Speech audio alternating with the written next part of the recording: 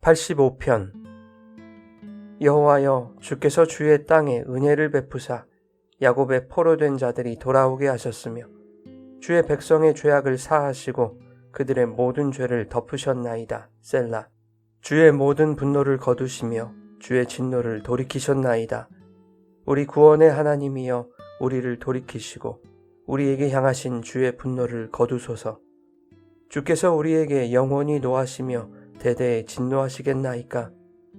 주께서 우리를 다시 살리사 주의 백성이 주를 기뻐하도록 하지 아니하시겠나이까? 여호와여, 주의 인자하심을 우리에게 보이시며 주의 구원을 우리에게 주소서. 내가 하나님 여호와께서 하실 말씀을 들으리니 무릇 그의 백성, 그의 성도들에게 화평을 말씀하실 것이라. 그들은 다시 어리석은 대로 돌아가지 말지로다. 진실로 그의 구원이 그를 경외하는 자에게 가까우니 영광이 우리 땅에 머무르리이다. 인애와 진리가 같이 만나고 의와 화평이 서로 입맞추었으며 진리는 땅에서 솟아나고 의는 하늘에서 굽어보도다. 여호와께서 좋은 것을 주시리니 우리 땅이 그 산물을 내리로다. 의가 주의 앞에 앞서가며 주의 길을 닦으리로다.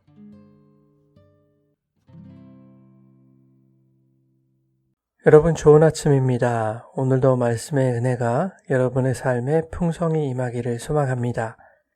시편 85편은 하나님의 은혜로 바벨론 포로에서 1차 귀환을 했지만 여전히 황폐한 현실 가운데 있을 때 기록된 것으로 추정됩니다.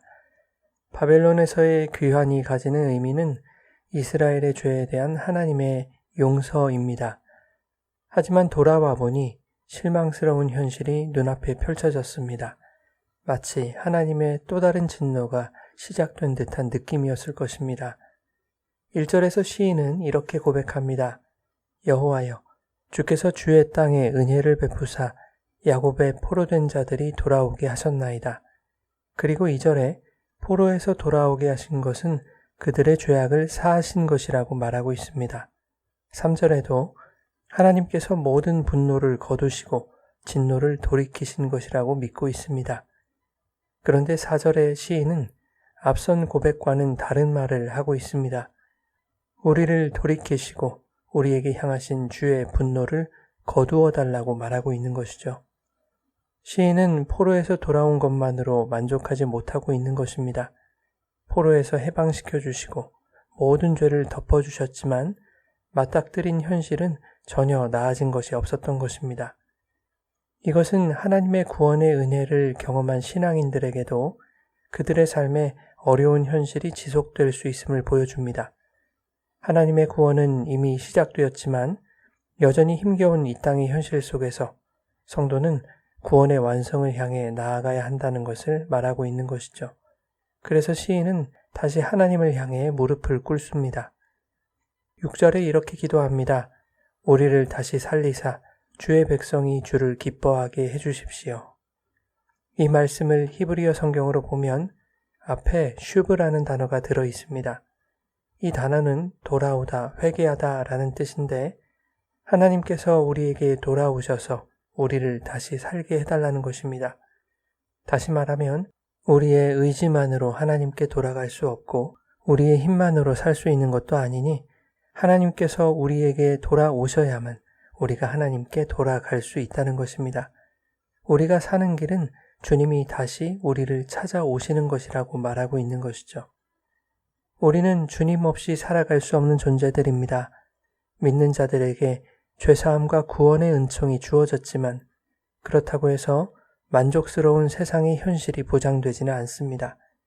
이 땅에서 경험하는 실망스러운 현실 속에서도 끝까지 구원의 역사 안에서 살아가기 위해서는 힘든 현실에 마음이 무너지지 않고 이기게 하시는 하나님의 도움이 필요한 것입니다. 그래서 시인은 7절에 주의 인자하심을 우리에게 보여달라고 간구합니다. 여전히 힘들고 실망스러운 삶의 자리에서도 하나님이 우리를 당신의 언약으로 붙들어 가시는 그분의 인자하심을 경험하게 될 때 이 땅에서의 고난과 비교할 수 없는 하나님 나라의 소망을 품고 우리에게 열어주신 구원의 길을 걸어갈 수 있게 될 것입니다. 인자하심이라는 뜻의 헤세드는 하나님의 언약적 사랑을 의미합니다. 이것이 가장 구체적으로 드러나는 것은 바로 하나님의 말씀이죠. 그래서 8절에 시인은 이렇게 말합니다. 내가 여호와께서 하실 말씀을 들으리니 무릇 그의 백성, 그의 성도들에게 화평을 말씀하실 것이라. 그들은 다시 어리석은 대로 돌아가지 말지로다. 하나님의 인자하심은 말씀을 듣는 자들에게 화평으로 부어집니다. 이전의 죄악으로 돌아가지 않도록 경고하고 훈계하는 것 또한 자기 백성을 위하시는 하나님의 사랑에서 나오는 것이죠. 화평이라는 것은 하나님과의 관계가 회복된 상태를 말합니다. 에베소서 2장 14절에 예수님이 우리의 화평이라고 말씀하죠. 주님은 말씀으로 오셨고 그 말씀 안에 화평이 있습니다. 말씀을 듣고 그 말씀 속에서 주님과 화평을 이루는 자들은 결코 어리석음으로 돌아가지 않을 것입니다. 10절과 11절은 하나님에 대해서 말씀하고 있습니다. 인애와 진리가 같이 만나고 의와 화평이 서로 입맞추었으며 진리는 땅에서 솟아나고 의는 하늘에서 굽어보도다.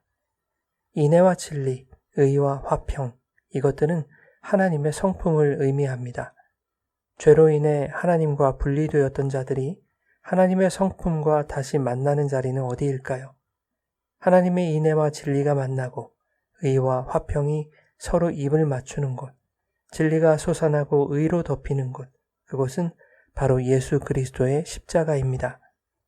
주님은 의와 평강의 왕으로 이 땅에 오셨습니다. 그런가 하면 요한복음 1장 14절에 말씀이 육신이 되어 우리 가운데 거하신 주님의 영광은 아버지의 독생자의 영광이며 그 속에는 인자와 진리, 은혜와 진리가 충만하다고 말씀합니다. 예수 그리스도 안에서 하나님의 인애와 진리, 의와 화평이 하나가 되는 것이죠. 그 결과는 죄인들의 회복과 구원입니다. 시인은 여호와의 인애와 진리, 의와 화평이 가져오는 결과에 대해서 12절에 이렇게 말합니다. 여호와께서 좋은 것을 주시리니 우리의 땅이 그 산물을 내리로다. 세상의 것으로 풍성한 땅이 아니라 하나님의 은혜로 회복된 땅, 새로운 공동체, 다시 살아나는 영혼들을 의미합니다. 사랑하는 여러분, 오늘 우리의 현실이 여전히 황폐하고 메마르게 느껴질지라도 하나님께서 부르짖는 자들에게 돌아오셔서 우리를 은혜로 살게 하실 것입니다.